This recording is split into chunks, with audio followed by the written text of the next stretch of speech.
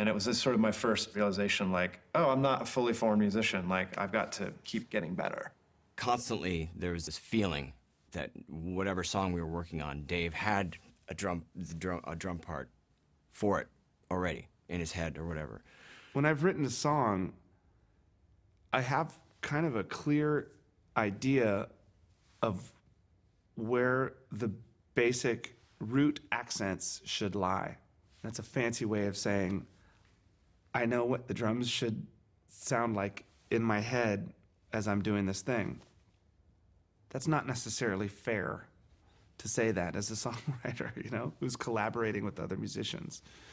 You're the drummer for a band where your singer is the greatest rock and roll drummer in the world, looking over your shoulder, waiting for him to do it as good as him.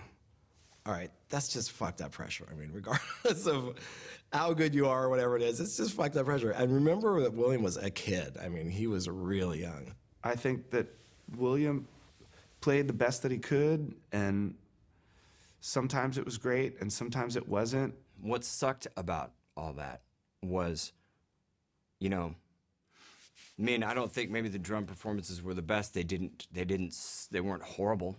If I listen to a song and I don't think it has the thing that it needs, it's not necessarily gonna get past me and get on an album.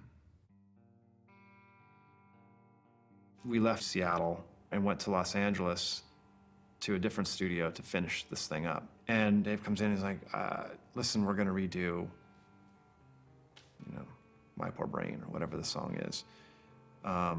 Drum track's not quite right. I'm doing the drums on this one. We're just gonna redo it.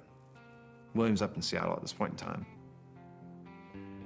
They'd call me down and say, oh, we need you to come play guitar in a song.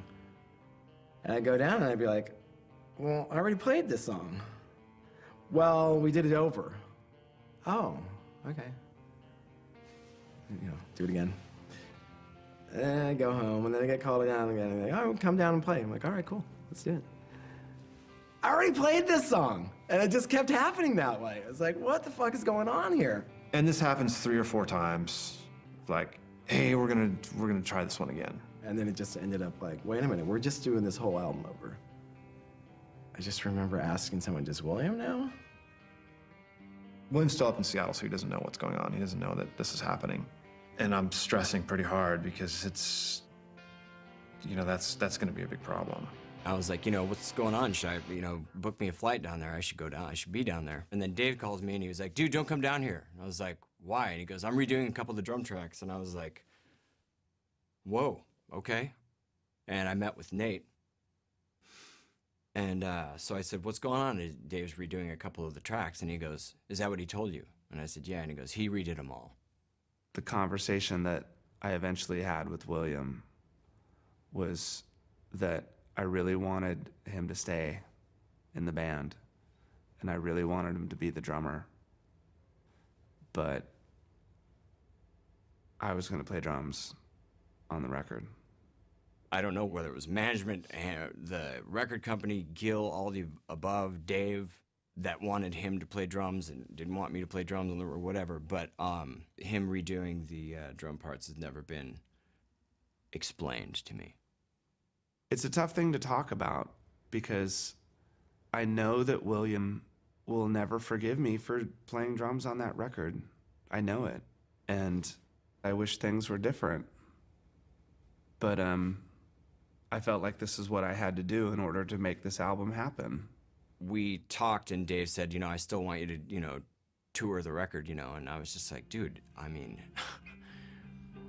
I have to, you know, as it is now, I have to rebuild my soul or refine it. If, you know, I mean, it's like, if I do that, it's like, see ya.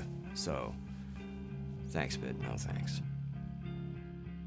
It was a really weird time, and I was young.